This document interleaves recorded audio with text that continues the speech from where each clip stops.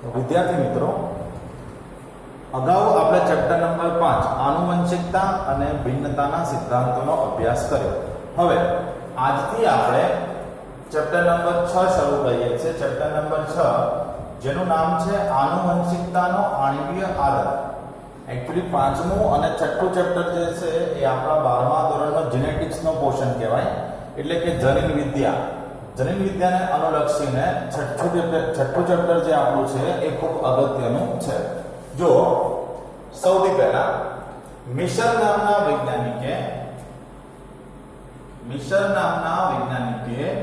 ઘુવડના કોષની અંદર કોષ કેન્દ્રમાં મિશર નામના વૈજ્ઞાનિકે ઘુવડના કોષના કોષ કેન્દ્રમાં એક પદાર્થની શોધ કરી અને આ પદાર્થ જે છે એને ન્યુક્લિયન નામ આપવામાં આવ્યું. રિપીટ કરું છું, મિશર દ્વારા ઘુવડના કોષના કોષ કેન્દ્રમાં એક વિશેષ પદાર્થની શોધ કરવામાં આવી અને આ પદાર્થનું નામ આપવામાં આવ્યું ન્યુક્લિયન. ત્યારબાદ આલ્ટમેને અભ્યાસ કર્યો કે આલ્ટમેન દ્વારા અભ્યાસ કરવામાં આવ્યો અને તેમણે એવું દર્શાવ્યું કે ન્યુક્લિયન છે, આ ન્યુક્લિયન પોતે સ્વભાવમાં એસિડિક છે અને ન્યુક્લિયન સ્વભાવમાં એસિડિક હોવાથી ન્યુક્લિયનનું નામ બદલીને તેનું નામ ન્યુક્લિક એસિડ રાખવામાં આવ્યું. આ પ્રમાણે ન્યુક્લિક એસિડની શોધ થઈ. હવે આપણે અગાઉ એવો અભ્યાસ કરી ચૂક્યા છે કે ન્યુક્લિક એસિડ બે પ્રકારના હોય, ડીએનએ એટલે કે ડીઓક્સી રિબોઝ ન્યુક્લિક એસિડ અને બીજું છે આરએનએ. આરએનએ નું ફૂલ ફોર્મ છે રિબોઝ ન્યુક્લિક એસિડ. આ બંને આપણે 11મા ધોરણમાં જ્યારે જૈવિક અણુઓ ભણ્યા ત્યારે એની ચર્ચા આપણે કરી ચૂક્યા છીએ. આ ચેપ્ટરમાં આપણે ડીએનએ જે છે એને અને બીજું આરએનએ આ બંનેને ડિટેલ પૂર્વક ઊંડાણપૂર્વક અભ્યાસ કરવાનો આવશે. ન્યુક્લિક એસિડમાં જે ડીએનએ છે મોટા ભાગના સજીવોમાં જનીન દ્રવ્ય તરીકે જોવા મળે. ડીએનએ મોટા ભાગના સજીવોમાં જનીન દ્રવ્ય તરીકે હાજર છે. જ્યારે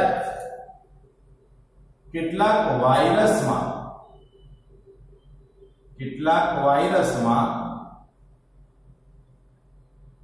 જનીન તરીકે આરએનએ આવેલું હોય. રિપીટ, કેટલાક વાયરસમાં જનીન તરીકે આરએનએ આવેલું હોય. ઉદાહરણ તરીકે એચઆઈવી. તો એચઆઈવી નું ફૂલ ફોર્મ આપણે આગળ ભણ્યા છે એકવાર, હ્યુમન ઇમ્યુનો ડેફિશિયન્સી વાયરસ. એકવાર ફરીથી રિપીટ કરી દઉં, હ્યુમન ઇમ્યુનો ડેફિશિયન્સી વાયરસ. બીજો વાયરસ છે TMV, tobacco mosaic virus. TMV tobacco mosaic virus. તો આ વાયરસ કે જેમાં જનીન તરીકે આરએનએ આવેલું હોય આવા વાયરસને રિટ્રોવાયરસ કહેવાય. આવા વાયરસને રિટ્રોવાયરસ તરીકે ઓળખવામાં આવે છે. તો એકવાર ફરીથી, મોટા ભાગના સજીવોમાં જનીન તરીકે ડીએનએ જોવા મળે, જ્યારે કેટલાક વાયરસમાં જનીન તરીકે આરએનએ જોવા મળે અને જે વાયરસમાં જનીન તરીકે આરએનએ રહેલું હોય તેવા વાયરસને રિટ્રોવાયરસ તરીકે ઓળખવામાં આવે. જનીન સિવાય આરએનએ જે છે અન્ય કાર્ય પણ કરે છે, જેમ કે આરએનએ એ રચનાત્મક અને કેટલીકવાર ઉત્પ્રેરક પરમાણુ તરીકે પણ કાર્ય કરે છે. એકવાર ફરીથી, આરએનએ જે છે એ કેટલીકવાર રચનાત્મક અને ઉત્પ્રેરક અણુ તરીકે પણ કાર્ય કરે છે.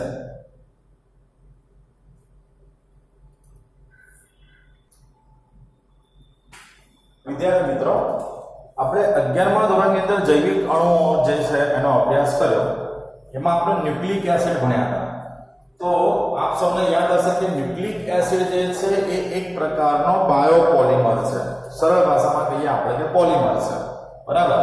અને તમે લોકો 10મા વખતે એવું ભણી ગયા છો કે અસંખ્ય મોનોમર એકમો ભેગા થઈને, રિપીટ એકવાર, અસંખ્ય મોનોમર એકમો ભેગા થઈને પોલિમર બનાવે. તો એ પ્રમાણે જોઈએ તો જે ડીએનએ છે ડીઓક્સી રિબોન્યુક્લિક એસિડ એક પ્રકારનો પોલિમર છે. તો ડીએનએ નો બંધારણીય એકમ એટલે મોનોમર એકમ કયો હોય તો ડીએનએ જે છે એનો બંધારણીય એકમ છે ન્યુક્લિયોટાઇડ. રિપીટ એકવાર, ડીએનએ જે છે એનો બંધારણીય એકમ છે ન્યુક્લિયોટાઇડ અને ડીએનએ માં આ ન્યુક્લિયોટાઇડની સંખ્યાને આધારે ડીએનએ ની લંબાઈ નક્કી કરી શકાય. ફરીથી ડીએનએ નો બંધારણીય એકમ છે ન્યુક્લિયોટાઇડ અને આ ન્યુક્લિયોટાઇડ જે છે તેની સંખ્યાને આધારે ડીએનએ ની લંબાઈ નક્કી કરી શકાય. આપણને પાઠ્યપુસ્તકમાં થોડા ઘણા એક્ઝામ્પલ આપ્યા છે, પહેલા એનો અભ્યાસ કરીએ. જેમ કે મનુષ્ય, તો મનુષ્ય જે છે એમાં ડીએસ ડીએનએ જોવા મળે. હવે ડીએસ ડીએનએ એટલે શું? તો ડીએસ એટલે ડબલ સ્ટ્રેન્ડ ડીએનએ. આપણે એવું ભણી ગયા છે આગળ કે ડીએનએ માં પોલીન્યુક્લિયોટાઇડ શૃંખલાઓ બે હોય. આ છે સિંગલ સ્ટ્રેન્ડ અને આ બીજી શૃંખલા, એટલે હવે આ થઈ ગયું ડબલ સ્ટ્રેન્ડ. તો ડીએનએ માં તો બે શૃંખલા હોય એટલે આપણે એને ડીએસ ડીએનએ કીધું, ડબલ સ્ટ્રેન્ડ ડીએનએ. હવે આપણે સમજીએ છીએ કે માન લો કે જો આ શૃંખલા ઉપર નાઇટ્રોજન બેઝ તરીકે એડેનાઇન આવેલો હોય તો સામેની શૃંખલા પર એનો પૂરક નાઇટ્રોજન બેઝ થાઇમિન આવેલો હોય અને એડેનાઇન અને થાઇમિન બંને એકબીજા સાથે નિર્બળ હાઇડ્રોજન બંધ વડે જોડાયેલા હોય.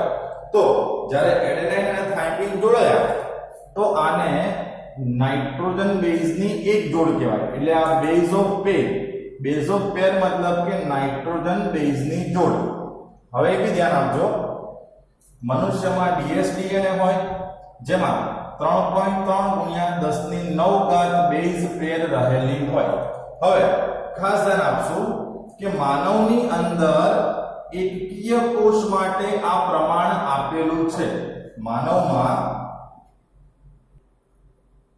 માનવમાં એકકીય કોષ માટે ડીએનએ જે છે એમાં બેઝ પેર આપણને આપીએ 3.3 ગુણ્યા 10⁹. પણ આપણે સૌ જાણીએ છીએ કે મનુષ્ય જે છે, મનુષ્યમાં તો દ્વિકીય એટલે 2n પ્રકારના કોષો હોય. તો જ્યારે 2n પ્રકારના કોષો માટે આપણને બેઝ ઓફ પેર પૂછવામાં આવે તો બેઝ ઓફ પેર 6.6 ગુણ્યા 10⁹ બેઝ પેર થાય. આ ખાસ ધ્યાન રાખીશું આપણે. આપણને પાઠ્યપુસ્તકમાં જે આપી છે 3.3 ગુણ્યા 10⁹ બેઝ ઓફ પેર એ મનુષ્યના એકકીય કોષ માટે છે.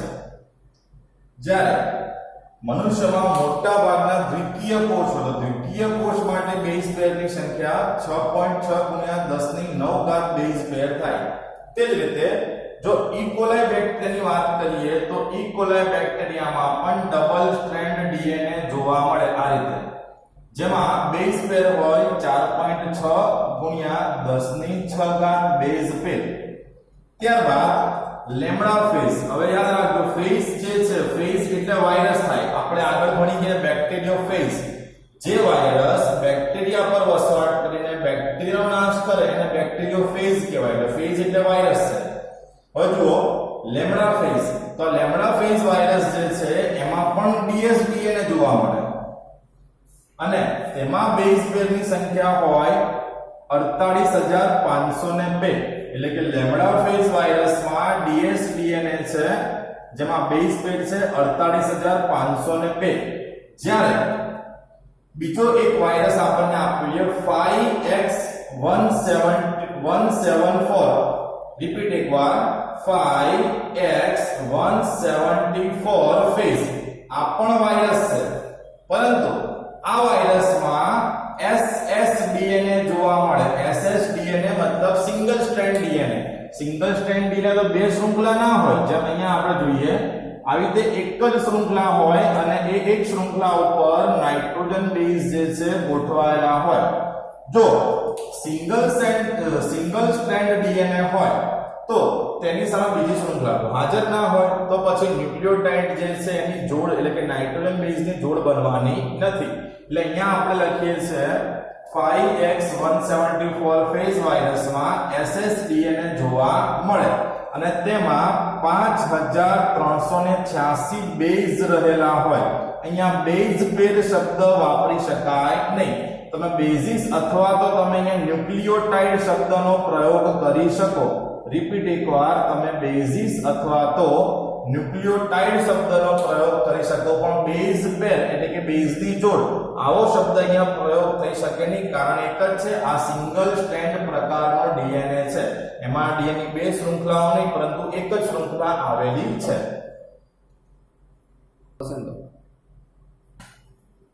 વિદ્યાર્થી મિત્રો, હવે આપણે ડીએનએ જે છે તેનું બંધારણ ભણવાનું છે. આપણે એવો ઉલ્લેખ કર્યો કે ડીએનએ જે છે તેનો બંધારણીય એકમ છે ન્યુક્લિયોટાઇડ. હવે ન્યુક્લિયોટાઇડ શાનો બનેલો હોય? તો ન્યુક્લિયોટાઇડ પોતે ત્રણ પદાર્થોનો બનેલો હોય. એક ફોસ્ફોરિક એસિડ. ફોસ્ફોરિક એસિડ જે છે એનું સ્ટ્રક્ચર દર્શાવી દઈએ આપણે. H3PO4 કહી શકાય.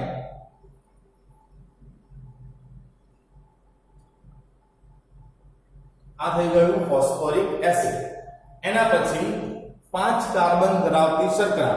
હવે આગળ આપણે જૈવિક અણુમાં એવું ભણી ગયા છે કે 5 કાર્બન ધરાવતી શર્કરા બે હોય, એક છે રિબોઝ અને બીજી છે ડીઓક્સીરિબોઝ.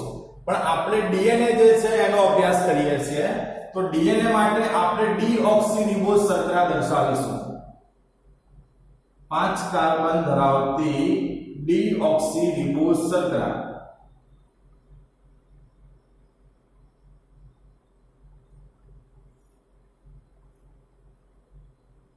તો આ થઈ ગઈ 5 કાર્બન ધરાવતી ડીઓક્સીરિબોઝ શર્કરા. જો આ રહ્યો પ્રથમ કાર્બન, આ બીજો કાર્બન, આ ત્રીજો, આ ચોથો અને અહીંયા ઉપર દર્શાવેલો છે પાંચમો કાર્બન. તો આ થઈ ગઈ 5 કાર્બન ધરાવતી શર્કરા. શર્કરા જે છે અહીંયા આપણે રાખી છે ડીઓક્સીરિબોઝ શર્કરા. જો આપણે આરએનએ નો અભ્યાસ કરતા હોય તો ડીઓક્સીરિબોઝ ની જગ્યા ઉપર આપણે રિબોઝ શર્કરા રાખવાની આવે. અને રિબોઝ શર્કરામાં અહીંયા જે બીજા કાર્બન ઉપર H ના સ્થાને અહીંયા OH લખી દો એટલે એ રિબોઝ શર્કરા થઈ જશે. તો ફરીથી ન્યુક્લિયોટાઇડ જે છે એમાં 3 ઘટક છે. એક છે ફોસ્ફોરિક એસિડ H3PO4, એક છે 5 કાર્બન ધરાવતી શર્કરા. એમાં ડીએનએ ભણતા હોય તો ડીઓક્સીરિબોઝ શર્કરા લેવાની, આરએનએ ભણતા હોય તો રિબોઝ શર્કરા લેવાની. આપણે ડીએનએ નો અભ્યાસ કરવો છે માટે અહીંયા આપણે શર્કરા લઈએ ડીઓક્સીરિબોઝ. જ્યારે ત્રીજો ઘટક છે નાઇટ્રોજન બેઝ. હવે નાઇટ્રોજન બેઝ જે છે એ બે પ્રકારના હોય. એક છે પ્યુરિન પ્રકારના નાઇટ્રોજન બેઝ, એક છે પ્યુરિન પ્રકારના નાઇટ્રોજન બેઝ અને બીજા છે પિરિમિડિન પ્રકારના નાઇટ્રોજન બેઝ. તો ન્યુક્લિયોટાઇડમાં બે પ્રકારના નાઇટ્રોજન બેઝ હોઈ શકે. યા તો પ્યુરિન પ્રકારનો નાઇટ્રોજન બેઝ હાજર હોય અથવા તો પિરિમિડિન પ્રકારનો નાઇટ્રોજન બેઝ હાજર હોય. તો નાઇટ્રોજન બેઝ જે છે તે નાઇટ્રોજન બેઝ બે પ્રકારના હોય. એક છે પ્યુરિન અને બીજો છે પિરિમિડિન. જો પ્યુરિન ની વાત કરીએ તો પ્યુરિન ની અંદર ટોટલ 9 સભ્યો આવેલા હોય. એટલે કે પ્યુરિન માં આપણને 2 રિંગ જોવા મળે. આ રીતે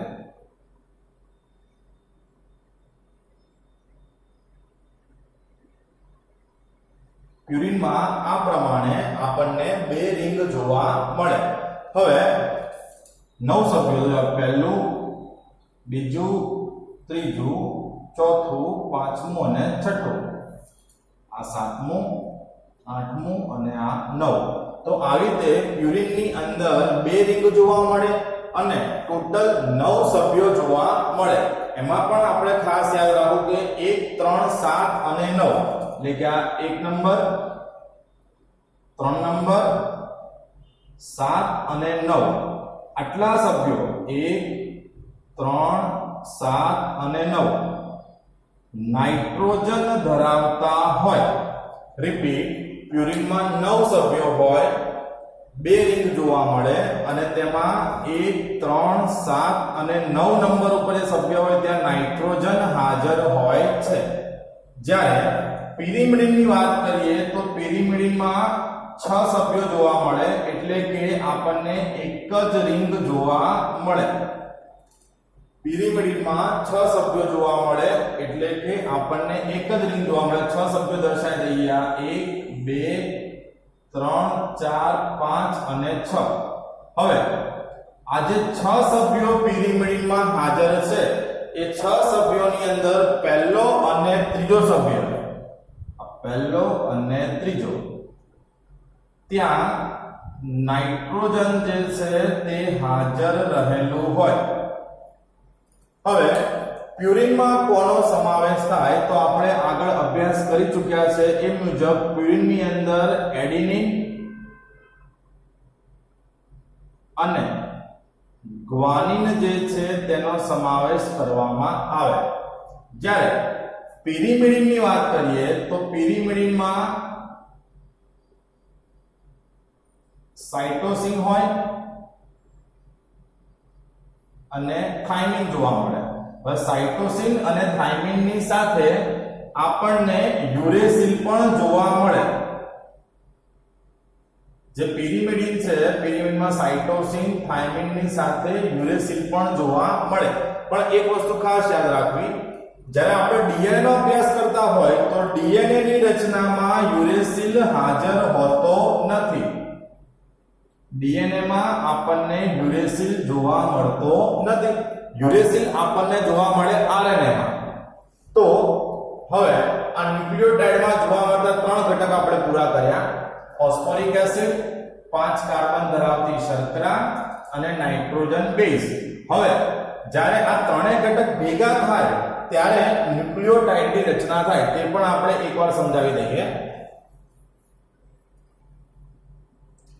તો વિદ્યાર્થી મિત્રો આપણે જોયું કે ન્યુક્લિયોટાઇડ જે છે તેની રચનામાં ત્રણ ઘટકો રહેલા હોય ત્રણેય ઘટકો અત્યારે આપણે બોર્ડ ઉપર દર્શાવ્યા છે એક છે ફોસ્ફેટ સમૂહ બીજું પેન્ટોઝ શર્કરા અને ત્રીજું નાઇટ્રોજન બેઝ હવે જ્યારે આ ત્રણ ઘટકો જોડાયેલા હોય ત્યારે તેને ન્યુક્લિયોટાઇડ કહેવાય તો આ ત્રણ ઘટક એકબીજા સાથે કઈ રીતે જોડાય જુઓ આ છે પેન્ટોઝ શર્કરા આ પેન્ટોઝ શર્કરા જે છે આ તેનો પાંચમો કાર્બન છે બરાબર અને આ છે ફોસ્ફેટ સમૂહ હવે ફોસ્ફેટ સમૂહ જે છે તેમાંથી હાઇડ્રોજન દૂર થાય અને જે પેન્ટોઝ શર્કરા છે તેમાંથી હાઇડ્રોક્સિલ સમૂહ દૂર થાય એટલે કે પેન્ટોઝ શર્કરા જે છે તેમાંથી આપણે હાઇડ્રોક્સિલ સમૂહને દૂર કરી દઈએ અને ફોસ્ફેટ સમૂહમાંથી આપણે હાઇડ્રોજનને દૂર કરી દઈએ તો આ જે ઓક્સિજન છે તેની સાથે આ પાંચમો કાર્બન જોડાઈ જશે તો અહીંયા પેન્ટોઝ શર્કરા જે છે તે ફોસ્ફેટ સમૂહ સાથે જોડાય હવે આ પેન્ટોઝ શર્કરા સાથે નાઇટ્રોજન બેઝ પણ જોડાવવો જોઈએ તો અહીંયા આપણે બે રિંગ દર્શાવી છે અર્થાત કે આ નાઇટ્રોજન બેઝ જે છે તે પ્યુરિન પ્રકારનો છે હવે પ્યુરિન ની અંદર આપણે એવું કહી ચૂક્યા છે કે પહેલા ત્રીજા સાતમા અને નવમા નંબરે નાઇટ્રોજન આવેલો હોય અહીંયા પ્યુરિનમાં નવમા નંબર ઉપર NH આવેલા હોય NH હવે જ્યારે પેન્ટોઝ શર્કરા જે છે એ અહીંયા પ્યુરિનના નવમા સભ્ય સાથે જોડાશે તો અહીંયા પણ પેન્ટોઝ શર્કરા જે છે તેમાંથી હાઇડ્રોક્સિલ સમૂહ દૂર થશે અને નાઇટ્રોજન બેઝ જે છે તેમાંથી હાઇડ્રોજન દૂર થશે એટલે કે H2O છૂટા પડશે અહીંથી H અને અહીંથી OH દૂર થયો અને આપણી પેન્ટોઝ શર્કરા જે છે આ પેન્ટોઝ શર્કરા નવમા નંબર ઉપર રહેલા નાઇટ્રોજન સાથે જોડાશે તો આમ પેન્ટોઝ શર્કરા નાઇટ્રોજન બેઝ અને ફોસ્ફેટ સમૂહ સાથે જોડાઈ ગઈ હવે આ જે રચના આપણને દેખાઈ રહી છે આને ન્યુક્લિયોટાઇડ તરીકે ઓળખવામાં આવે આને ન્યુક્લિયોટાઇડ તરીકે ઓળખવામાં આવે હવે આ ન્યુક્લિયોટાઇડ જે છે એ ડીઓક્સીરિબોઝ ન્યુક્લિયોટાઇડ બી કહેવાય કારણ કે અહીંયા શર્કરા આપણે ડીઓક્સીરિબોઝ લીધી છે આપણે આગળ ક્યાં એકવાર ઉલ્લેખ કર્યો જો હું આરએનએ નો અભ્યાસ કરતો હોઉં તો અહીંયા રિબોઝ શર્કરા લેવી પડે ડીઓક્સીરિબોઝ ના સ્થાને મતલબ અહીંયા જે H છે તો અહીંયા હું એક ખાલી O એડ કરી દઉં તો આ ડીઓક્સીરીબોઝ ન્યુક્લિયોટાઇડ થઈ જશે, પણ આપણે DNA ભણીએ છીએ એટલે અહીંયા આપણે શર્કરા રાખી છે ડીઓક્સીરીબોઝ શર્કરા. હવે જુઓ અહીંયા જે જોડાણ થયું છે કોની વચ્ચે? પેન્ટોઝ શર્કરા અને ફોસ્ફેટ સમૂહની વચ્ચે. તો આ જે બંધ બન્યો આ બંધને ફોસ્ફોએસ્ટર બંધ તરીકે ઓળખવામાં આવે. આ બંધને ફોસ્ફોએસ્ટર બંધ કહેવાય. એટલે કે જો આપણને પૂછાય કે ન્યુક્લિયોટાઇડ ની અંદર પેન્ટોઝ શર્કરા અને ફોસ્ફેટ સમૂહ વચ્ચે કયો બંધ હોય તો આપણે યાદ રાખીશું કે ફોસ્ફોએસ્ટર બંધ હોય. તે જ રીતે આ પેન્ટોઝ શર્કરા અને નાઇટ્રોજન બેઝ વચ્ચે જે જોડાણ થયું અને આ જે બંધ બન્યો આ બંધને ગ્લાયકો એસિડિક બંધ કહેવાય. તો આ પણ આપણે યાદ રાખીશું કે જો આપણને એવું પૂછાય કે ન્યુક્લિયોટાઇડ ની અંદર પેન્ટોઝ શર્કરા અને નાઇટ્રોજન બેઝ વચ્ચે કયો બંધ જોવા મળે તો ગ્લાયકો એસિડિક બંધ જોવા મળે. તો એકવાર ફરીથી પેન્ટોઝ શર્કરા, ફોસ્ફેટ સમૂહ અને નાઇટ્રોજન બેઝ ત્રણે જોડાય તો તેને ન્યુક્લિયોટાઇડ તરીકે ઓળખવામાં આવે. તો વિદ્યાર્થી મિત્રો અહીંયા આપણે ન્યુક્લિયોટાઇડ જે છે એનું બંધારણ ભણ્યા. હવે જો આપણે DNA ભણવો હોય, DNA અર્થાત કે ડીઓક્સીરીબોન્યુક્લિક એસિડ, તો એનું બંધારણ એકમ થઈ ગયું ન્યુક્લિયોટાઇડ. હવે આપણે ન્યુક્લિયોટાઇડના બે એકમ જ્યારે ભેગા કરી દઈશું ત્યારે ડાયન્યુક્લિયોટાઇડ બનશે અને જ્યારે એના અસંખ્ય એકમો જોડાશે ત્યારે બનશે પોલીન્યુક્લિયોટાઇડ. તો આજના લેક્ચરમાં આપણે ન્યુક્લિયોટાઇડ સુધીનું રાખીએ છીએ. આગળના લેક્ચરમાં આપણે ડાયન્યુક્લિયોટાઇડ કઈ રીતે બને તેનો અભ્યાસ કરશું. જો DNA જે છે એ એક જટિલ રચના છે, ભણવાની અંદર થોડીક લેન્ધી પણ છે અને સમજવાનો ટોપિક છે, એટલે ખાસ ધ્યાનથી આ ટોપિકને સમજવાનો પ્રયત્ન કરજો. ઇવન તો આ જે આખું ચેપ્ટર છે આપણા આખા સિલેબસની અંદર 12મા ધોરણના આખા સિલેબસમાં જીનેટિક્સ અને જીનેટિક્સની અંદર પણ ચેપ્ટર નંબર 6 અગત્યનું બી છે, પ્લસ આ કન્સેપ્ટ વાઇઝ ચેપ્ટર છે એટલે કે ડીપમાં આને આપણે સમજવું પડે, નહીં તો આ બધા ટોપિક જલ્દી સમજ પડે એમ નથી. તો ખાસ શાંતિથી ન્યુક્લિયોટાઇડ સમજજો. ત્યારબાદ આવનારા લેક્ચરમાં આપણે ડાયન્યુક્લિયોટાઇડ વિશે માહિતી આપીશું.